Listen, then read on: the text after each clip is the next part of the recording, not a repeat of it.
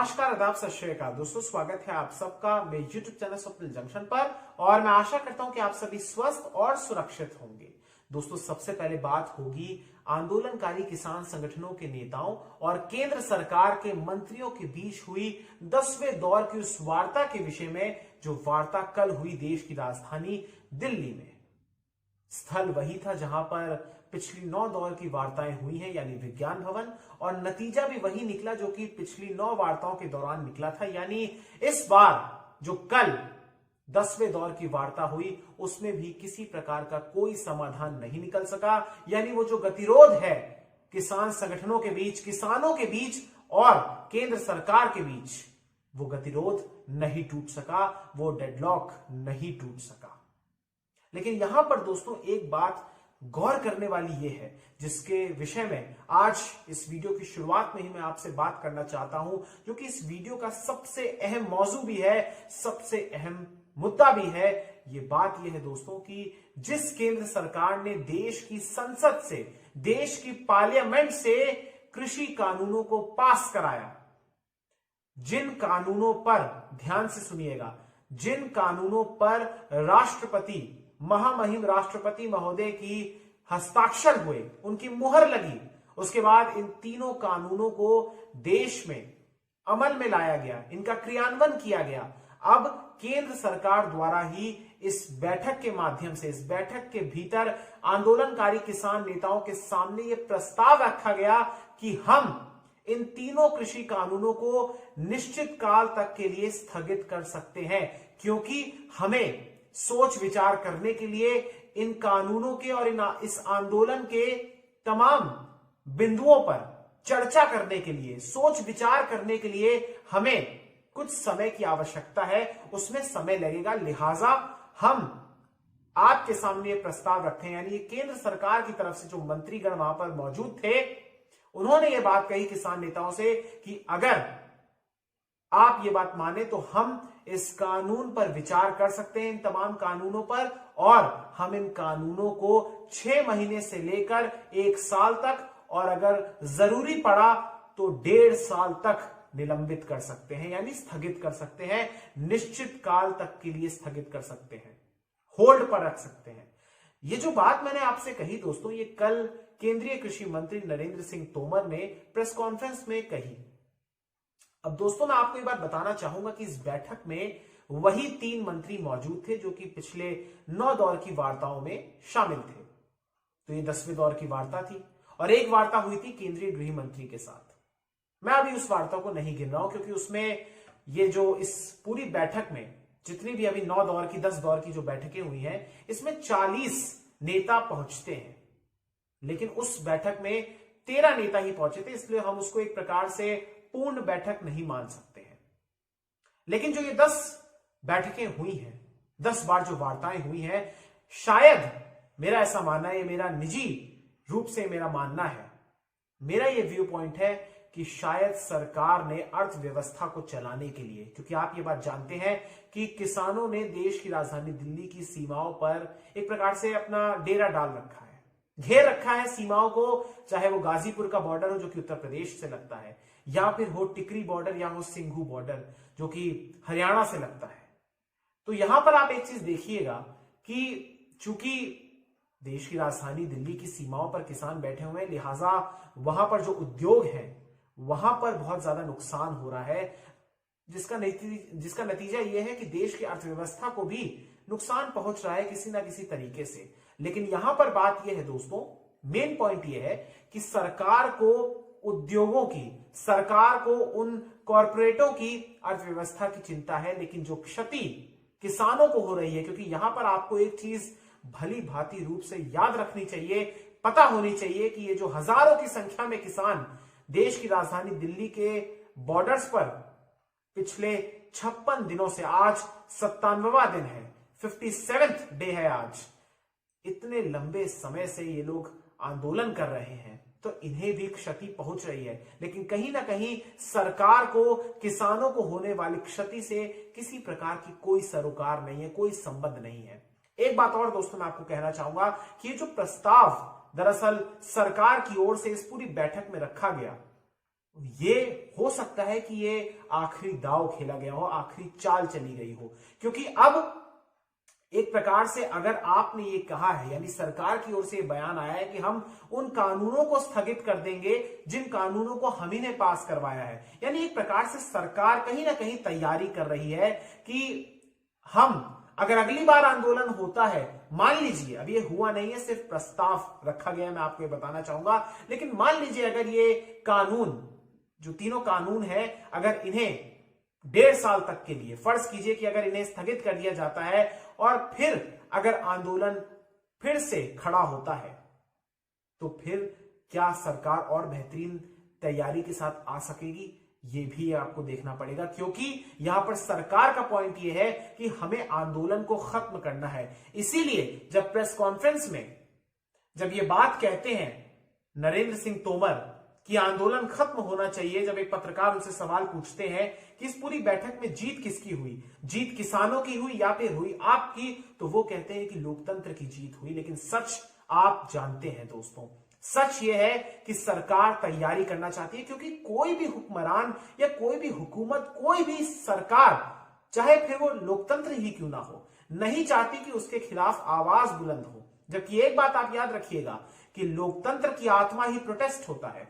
Protest एक प्रकार से तर्क वाला प्रोटेस्ट, जिस प्रोटेस्ट के, जिस आंदोलन के तर्क हो, जिसके खिलाफ वो हो रहा है, उसके पीछे सही कारण हो, और इस फार्मर्स प्रोटेस्ट में सही कारण है, सही तर्क है, किसानों के पास आपत्ति है, उन्हें लगता है कि कॉन्ट्रैक्ट फार्मिंग से वो खत्म हो जाएंगे, उन्हें लगता है कि उनकी जो मंडियां हैं वो समाप्त हो जाएंगी, उस दिशा में सरकार बढ़ जाएगी इन तीनों कानून के माध्यम से। इसीलिए किसान चिंतित हैं और वो जो आंदोलन कर रहे हैं वो स्वाभाविक है। यहां पर दोस्तों एक बात मैं आपको और बताना चाहूंगा कि इस बैठक में एक महत्वपूर्ण बात और हुई और इसके मायने भी मैं आपको समझाऊंगा।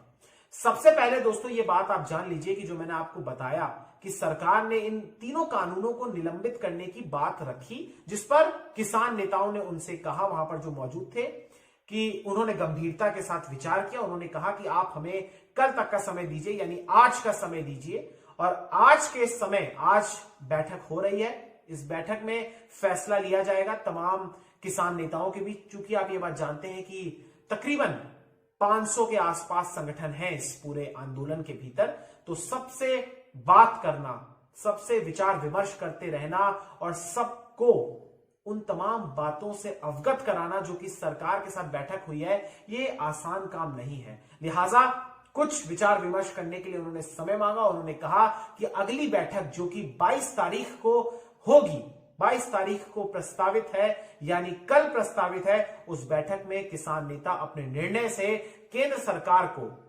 अवगत कराएंगे। अब यहां पर दोस्तों एक बात और है, जो महत्वपूर्ण बात यह है कि आप ये बात जानते हैं दोस्तों कि माननीय सुप्रीम कोर्ट ऑफ इंडिया के द्वारा, यानी सर्वोच्च न्यायालय के द्वारा एक कमेटी का गठन किया गया है, जिस कमेटी के पहले 4 सदस्य थे, लेकिन एक सदस्य ने अपनी सदस्यता को छोड़ दिया, लिहाजा अब बचे 3 सदस्य।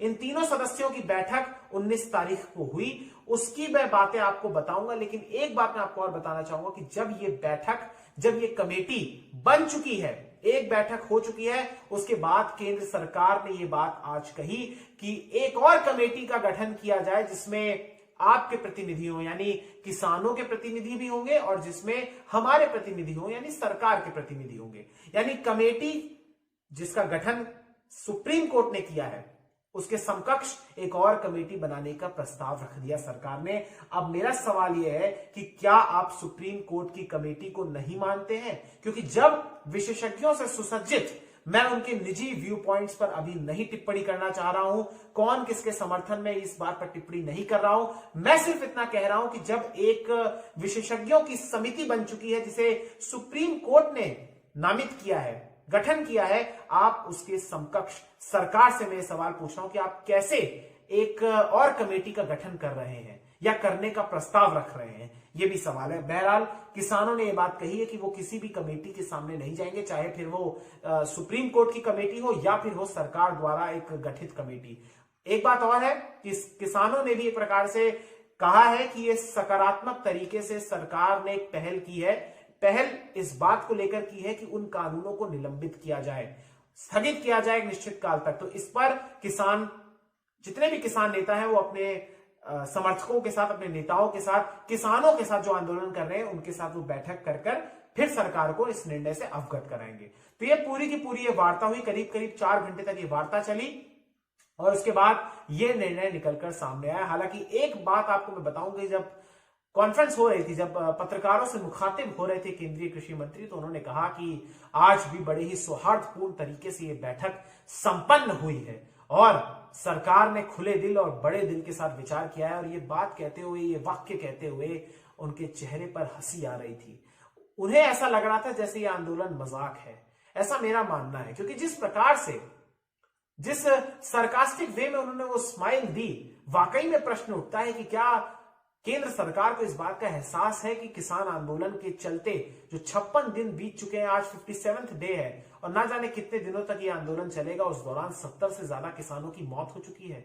और जिस समय बैठक हो रही थी, कल ही एक खबर आई कि एक किसान नेता जिनकी आयु 42 वर्ष थी, उन्होंने जहर खाकर खुदकुशी कर ली, आत्महत्या कर ली, उनकी मृत्यु हो गई। 70 से ज्यादा किसान शहीद हो चुके हैं, 70 से ज्यादा किसानों की मौत हो चुकी है और केंद्रीय कृषि मंत्री कह रहे हैं कि हम बड़े दिल के साथ और खुले मन से विचार कर रहे हैं। और इस बात को कहते हुए वो ठहाका लगाते हैं। ये बहुत ही असंवेदनशील बात है। हंसना बुरी बात नहीं है, लेकिन किस मौजू पर, किस समय आप हंस रहे हैं, ये बहुत बड़ा सवाल उठाता है। इसके अलावा एक बात मैं आपको दोस्तों और बताना चाहूंगा। एक और अहम बात यह है कि दरअसल सर्वोच्च न्यायालय में, सुप्रीम कोर्ट में याचिकाएं दायर की गई थी दोस्तों, दिल्ली पुलिस और केंद्र सरकार के द्वारा, कि जो 26 तारीख को यानी देश के गणतंत्र दिवस के मौके पर जो किसान आंदोलन कर रहे हैं, उन्होंने एक ट्रैक्टर रैली का प्रस्ताव किया है, उनकी प्रस्तावित है ये रैली। तो उसको लेकर कुछ याचिकाएं दायर की गई थी सर्वोच्च न्यायालय में, जिस पर एक फैसला जो आया है वो मैं आपको बताना चाहूंगा। दरअसल 2 दिन ये सुनवाई चली दोस्तों। सोमवार को एक दिन सुनवाई हुई और आज माफ कीजिएगा, कल सुनवाई हुई। तो सोमवार को जो सुनवाई हुई थी उसमें सुप्रीम कोर्ट की तरफ से यह स्पष्ट कह दिया गया था, मुख्य न्यायाधीश की तरफ से, प्रधान न्यायाधीश की तरफ से यह बात स्पष्ट रूप से सरकार के वकीलों को कह दी गई थी कि किसे प्रवेश देना है यह पुलिस का काम है। यानी दिल्ली के भीतर कौन प्रवेश करेगा, किसे इजाजत दी जाएगी, कौन बाहर जाएगा, यह पूरा का पूरा फैसला सिर्फ और सिर्फ दिल्ली पुलिस के हाथों में है। यानी कानून व्यवस्था का मैटर है और इसका अधिकार सिर्फ और सिर्फ दिल्ली पुलिस के पास है। इसके अलावा सुप्रीम कोर्ट की एक दोस्तों अहम टिप्पणी यह थी कि उन्होंने कहा कि क्या कोर्ट को यह बताना पड़ेगा कि पुलिस एक्ट में सरकार के पास क्या शक्तियां हैं। यानी एक प्रकार से वो कटाक्ष कर रहे थे कि जो बात बात पर सरकार भी दलीलें लेकर आ जाती है, सरकार भी अर्जियां डालती है, याचिकाएं दायर करती है सर्वोच्च न्यायालय में, क्या आपको अपनी शक्तियों का आभास नहीं है? क्या आपको ये नहीं पता कि ये कानून का मैटर है, कानून व्यवस्था का मैटर है, विषय है कि कौन दिल्ली के भीतर प्रवेश करे, कौन क्या करे, कौन कहां प्रदर्शन करे, ये सत्य है। लेकिन यहां पर एक बात मैं आपको बताना चाहूंगा दोस्तों कि किसानों ने किसी भी रूप में यह बात नहीं कही कि वो गणतंत्र दिवस की परेड में शामिल होंगे। यानी जो राजपथ पर परेड होती है उस ट्रैक पर, वहां पर वो उस मार्ग पर शामिल होने की बात नहीं कर रहे, बल्कि किसानों का कहना है कि वो देश की राजधानी दिल्ली की सीमाओं के बाहर जो आउटर रिंग रोड है वहां पर प्रदर्शन करना चाहते हैं, वहां पर रैली निकालना चाहते हैं, ट्रैक्टर रैली। जिसको लेकर एक चीज मैं आपको और बताऊंगा कि पंजाब और हरियाणा के कई जिलों से, कई गांवों से, कई शहरों से ट्रैक्टर निकल चुके हैं, कूच कर चुके हैं और कई जगह रिहर्सल भी चल रही है। गुरुग्राम में तो रोका भी गया पुलिस के द्वारा कि आप हाईवे पर रिहर्सल ना कीजिए। बहरहाल ये जो कुछ अपडेट्स हैं ये तो मैंने आपको बता दिए। 26 तारीख को रैली होगी, किसान नेताओं का ये कहना है। हालांकि एक बात मैं आपको और बताना चाहूंगा कि जहां सुप्रीम कोर्ट की ये टिप्पणी भी बेहद अहम है कि ये दिल्ली पुलिस का ही फैसला होना चाहिए। दिल्ली पुलिस को इस बात के अधिकार हासिल है कि दिल्ली के भीतर कौन प्रवेश करे, कौन बाहर जाए। तो एक बात मैं आपको और बताना चाहूंगा कि एक प्रकार से गतिरोध समाप्त करने की दिशा में और एक सामंजस्य बैठाने की दिशा में, एक समन्वय स्थापित करने की दिशा में, संतुलन बैठाने की दिशा में दिल्ली पुलिस के अधिकारी, यूपी पुलिस के अधिकारी और हरियाणा पुलिस के कुछ अधिकारियों की बैठक किसान नेताओं के साथ हुई है। 3 बार यह बैठक हो चुकी है। हालांकि उसमें गतिरोध नहीं टूटा है। हालांकि एक प्रकार से किसान अभी भी अपनी मांग पर डटे हुए हैं कि वो 26 तारीख को दिल्ली के आउटर रिंग रोड पर प्रदर्शन करेंगे, ट्रैक्टरों के साथ रैली निकालेंगे। इसको लेकर बैठकें वहां भी चल रही हैं। तो कुछ अपडेट्स ये हुई दोस्तों। इसके अलावा एक अहम अपडेट ये है दोस्तों कि जो 19 तारीख को बैठक हुई, जो सुप्रीम कोर्ट द्वारा गठित कमेटी थी उसकी जो बैठक हुई, उसमें आपको दोस्तों मैं बताना चाहूंगा कि चूंकि यहां पर अब 3 ही सदस्य रह गए, लेकिन एक सदस्य वहां पर जो है उनके बारे में मैं एक आपको बात बताना चाहूंगा। यह है दरअसल शेतकारी संगठन के अध्यक्ष अनिल घनवट, और इन्होंने दोस्तों इस बैठक के बाद ये बयान दिया है। इन्होंने ये कहा है दोस्तों कि यदि इन कानूनों को वापस ले लिया जाता है तो अगले 50 वर्षों तक कोई भी पार्टी कृषि सुधार के लिए प्रयास नहीं करेगी। उन्होंने साथ ही ये भी कहा कि समिति उन सभी किसानों से बात करेगी जो कृषि कानूनों का समर्थन या विरोध कर रहे हैं। यानी ये उनका ये बयान है। उसके बाद उन्होंने कहा कि इसके बाद जो कमेटी है उस रिपोर्ट को फाइल करेगी सुप्रीम कोर्ट के सामने 2 माह के बाद। तो यहां पर आप इस बयान को देखिए, इस बयान से साफ तौर पर यह बात दिख रही है कि जो इस कमेटी का एक प्रकार से विचारधारा है, इस कमेटी का जो झुकाव है वो किस तरफ है। कृषि कानूनों के समर्थन में ये कमेटी बयान दे रही है, इनके एक सदस्य बयान दे रहे हैं, फिर कैसे हम निष्पक्षता की बात कर सकते हैं। मैं पूर्ण रूप से सुप्रीम कोर्ट के ऑर्डर्स का सम्मान करता हूं, सुप्रीम कोर्ट द्वारा गठित कमेटी का स्वागत करता हूं, लेकिन यहां पर अगर एक सदस्य इस प्रकार का बयान देंगे जिसमें तटस्थता नहीं बल्कि निष्पक्षता दिख रही है, तो यहां पर सवाल उठना जायज है दोस्तों। हालांकि इस कमेटी की अगली बैठक 21 तारीख को होगी, और यह भी देखना दिलचस्प होगा दोस्तों कि आज जो ये बैठक होगी इसमें क्या किसान नेता या उनका कोई प्रतिनिधि मंडल इनके सामने जाता है, कौन इनके सामने जाता है, क्योंकि किसान नेताओं ने स्पष्ट रूप से कहा है कि हम किसी भी कमेटी के सामने नहीं जाएंगे, चाहे वो किसी ने भी गठित की हो। इसके अलावा एक बात अहम है दोस्तों और जो आपके लिए जानना जरूरी है। देखिए, ये जो वार्ता हुई दोस्तों, इसमें कृषि मंत्री द्वारा सॉफ्ट पावर का भी इस्तेमाल किया गया। चूंकि कल सिख गुरु गोविंद सिंह जी का प्रकाश पर्व था, लिहाजा केंद्रीय कृषि मंत्री ने जब अपनी वार्ता की, जब अपने कॉन्फ्रेंस की जब शुरुआत करी, तो उसमें उन्होंने जिक्र किया गुरु गोविंद सिंह जी के जयंती का भी। उन्होंने कहा कि उन्हें उम्मीद थी कि आज के दिन कुछ सकारात्मक होगा, यानी एक प्रकार से सॉफ्ट पावर खेलने का भी इस्तेमाल हो रहा है। यहां पर बात आप देखिए कि सरकार किस प्रकार से राजनीति करती है, किस प्रकार से सरकार सियासत के दम पर, सॉफ्ट पावर के दम पर अपने समर्थन जुटाती है। ये बात आपके लिए जानना जरूरी है दोस्तों, ये सोचिएगा जरूर। लेकिन आज यहां पर एक अहम बात और जो कि मैं आपको बताऊंगा दोस्तों, और ये बात ये है दरअसल कि राष्ट्रीय जांच एजेंसी यानी नेशनल इन्वेस्टिगेटिव एजेंसी एनआईए दोस्तों वो एजेंसी जो कि आतंकवादी और टेरर फंडिंग समेत कई ऐसे मुद्दों पर जांच करती है, कई ऐसे जो देश की सुरक्षा से रिलेटेड जो मुद्दे होते हैं या जो लोग उनकी देश की सुरक्षा के लिए खतरनाक होते हैं उनके खिलाफ कार्रवाई करती है, उनके एक प्रकार से उनके संबंध में जांच करती है। अब राष्ट्रीय जांच एजेंसी ने दोस्तों प्रतिबंधित संगठन सिख फॉर जस्टिस मामले की जांच करते हुए दरअसल कुछ लोगों को समन भेजा है, कुछ लोगों को तलब किया है, कुछ लोगों को नोटिस भेजा है। अब आपके लिए जानना जरूरी है दोस्तों कि इसमें मसला क्या है। देखिए, यहां पर बात यह है कि इसमें कुछ ऐसे लोग हैं जो कि जुड़े हुए हैं ऐसे संगठनों से जो कि प्रो खालिस्तानी है। यह बात सामने निकल कर आई है एनआईए की इस पूरी रिपोर्ट में, जो उन्होंने समन भेजा है लोगों को।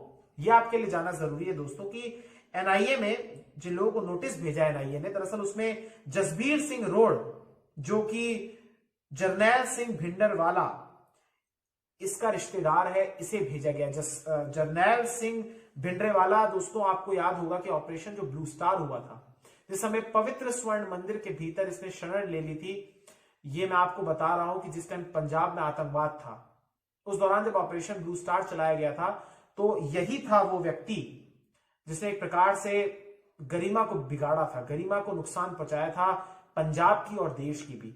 तो इस व्यक्ति का रिश्तेदार है वो, और पंजाब को तोड़ने का बहुत ज्यादा प्रयास किया था इस व्यक्ति ने। इसके नेफ्यू को, इसके रिश्तेदार यानी जसबीर सिंह रोड को भेजा गया है एक नोटिस। इसके अलावा बलविंदर पाल सिंह जो कि एक लेखक हैं जालंधर के, इनको भेजा गया है। इनको क्यों भेजा गया है मुझे नहीं पता, हालांकि अगर कोई जांच है, क्योंकि इनके बारे में जो इंडियन एक्सप्रेस में ये आर्टिकल छपा है इसके बारे में मैं आपको बताऊंगा कि इन्होंने दरअसल कई बार लिखा हुआ है फार्म एजिटेशन और गवर्नमेंट की पॉलिसीज के खिलाफ, सिखों और दलितों के खिलाफ भी, तो इनको भी नोटिस भेजा गया है। पहला वाला नोटिस जायज लगता है क्योंकि उनका संबंध किसी एक ऐसे संगठन से है जो कि प्रो खालिस्तानी है, देश को तोड़ने के लिहाज से है, इसके अलावा प्रोपेगेंडा दुष्प्रचार फैलाने के सिलसिले से, तो उस व्यक्ति को ठीक है दिया, लेकिन इस लेखक को क्यों दिया मुझे नहीं समझ में आता। इसके अलावा जसवीर सिंह जो कि मुक्तसर से हैं और तजिंदर सिंह जो कि अमृतसर से हैं, ये दोनों दरअसल जर्नलिस्ट हैं, पत्रकार हैं और के टीवी और अकाल चैनल इन दोनों से ये संबंध रखते हैं। जसवीर सिंह और तजिंदर सिंह, इनको भी भेजा गया है। इसके अलावा ये बात जानना और जरूरी है दोस्तों कि कुछ और लोगों को भेजा गया है। इसमें भेजा ये एक फ्रीलांस जर्नलिस्ट है अंबाला से, हरियाणा से। इसके अलावा गुरचरण सिंह हैं, इनको भी भेजा गया है। इनका संबंध बताया जा रहा है सिख मिलिटेंट जगतार सिंह हवारा से। इसके अलावा नोबलजीत सिंह और करनैल सिंह जो कि होशियारपुर से हैं, इनको भेजा गया है। ये इनका संबंध है सिख ऑर्गेनाइजेशन आवाज एक कौम से। तो ये कुछ लोगों के दोस्तों मैंने नाम लिए हैं आपको। इसके अलावा कुछ कमेटी मेंबर्स हैं जो कि Sikh youth power of Punjab से बिलोंग करते हैं, पलविंदर सिंह, परमजीत सिंह, अकाली और प्रदीप सिंह। तो इन लोगों को एनआईए ने समन भेजा है, समन किया है, नोटिस भेजा है। अब कुछ साक्ष्य अगर निकलकर सामने आता है, चूंकि मैं आपको याद करवाना चाहूंगा कि जिस समय 12 तारीख को सुप्रीम कोर्ट में सुनवाई चल रही थी दोस्तों, उस दौरान भी जो याचिकाकर्ताओं के वकील थे हरीश साल्वे, उन्होंने जिक्र किया था कि इस आंदोलन के भीतर फंडिंग हो रही है। तो अगर ऐसा है और कुछ साक्ष्य हैं, अगर कुछ ऐसे लोग हैं जो कि इस पावन आंदोलन को, इस शांतिपूर्ण तरीके से हो रहे आंदोलन को नुकसान पहुंचा रहे हैं, इसकी आत्मा को ठेस पहुंचाने का कार्य कर रहे हैं, इलीगल फंडिंग कर रहे हैं, हवाला का पैसा भेज रहे हैं विदेशों से अलग अलग माध्यम से, या देश को तोड़ने की साजिश रच रहे हैं, तो ऐसे लोगों के खिलाफ जांच होनी चाहिए, इनके नाम सामने आने चाहिए। किसानों ने भी कल जो बैठक हुई इसमें ये मुद्दा उठाया, तो सरकार ने कहा कि आप हमें निर्दोष लोगों की लिस्ट दे दीजिए। इसके अलावा किसानों ने इस बात का भी कल मुद्दा उठाया कि हिमाचल प्रदेश में 3 किसानों को अरेस्ट किया गया है, आप उन्हें छोड़िए। तो ये कुछ बातें हैं दोस्तों जो कि आपके लिए जानना जरूरी था। अब किसानों को डिसाइड करना है दोस्तों, किसान जिन्होंने सरकार के चूल्हे हिला दिए, सरकार की जड़ों पर वार किया है। सरकार को, इस देश के भीतर लोकतंत्र है और सरकार लोगों के लिए है। पॉलिसीज अगर वो बनाती है, कानून अगर वो लाती है, तो वो एंटी नहीं होने चाहिए, एंटी पीपल नहीं होने चाहिए, बल्कि प्रो पीपल होने चाहिए। और इस देश के भीतर की सच्चाई तो यही है दोस्तों कि भले ही इस देश में किसान, चाहे 7 दशक बीत चुके हैं, इस देश का किसान लगातार जैसे जैसे वर्ष बीतते जाते हैं वैसे वैसे लगातार उपज को बढ़ाता जाता है, लगातार आयात निर्यात बढ़ता जा रहा है देश का, लगातार देश का बजट भी बढ़ता जा रहा है। कृषि के क्षेत्र में जो आवंटित की जाती है राशि, फिर भी आप देखिए कि किसानों की हालत क्या है, किसानों की प्रति व्यक्ति आय कितनी है। किसानों को 1 करोड़ किसान भी दोस्तों इस देश में नहीं जिसे एमएसपी के द्वारा अनाज उससे खरीदा जाता हो मिनिमम सपोर्ट प्राइस के नाम पर, और उसी मिनिमम सपोर्ट प्राइस के नाम पर अगर किसान इस बात की मांग कर रहे हैं कि सरकार आप कानून बना दीजिए, तो सरकार चुप्पी साध लेती है।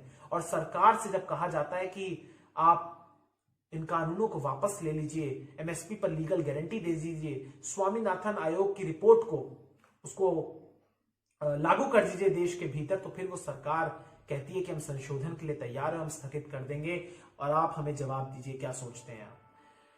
तो ये देखना होगा दोस्तों कि अब अगली तारीख यानी कल क्या बात होती है। इस बीच कई ऐसी खबरें भी सामने आई कि कुछ किसान नेताओं के बीच, जिसमें मसलन शिव कुमार काका और एक गुरनाम सिंह चढ़ूनी नाम के दोनों किसान नेता हैं, इनके बीच कुछ विवाद भी आया था, कुछ ऐसी बातें भी सामने आई थी जिसमें एक दूसरे की तरफ से आरोप लगे थे।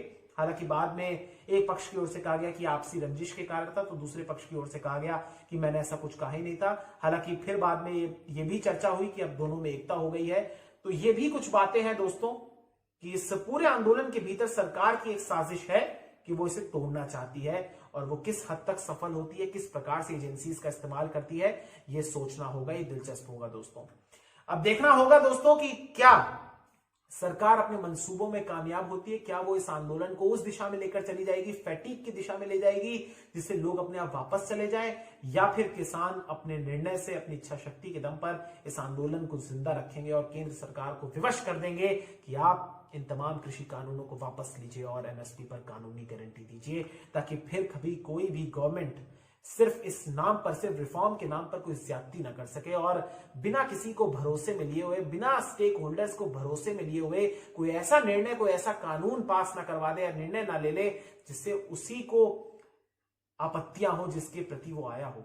बहरहाल 70 से ज्यादा किसानों की मौत हो चुकी है। मेरी विनम्र श्रद्धांजलि है उन लोगों को, भावपूर्ण श्रद्धांजलि है। इस आंदोलन में आप शहीद हुए हैं। वाकई में संघर्ष आपका इतिहास में दर्ज हुआ है, भारत के इतिहास में, देश के इतिहास में। बहुत बहुत शुक्रिया, बहुत बहुत धन्यवाद। जय हिंद, जय भारत, वंदे मातरम, इंकलाब जिंदाबाद, सत्यमेव जयते। नमस्कार।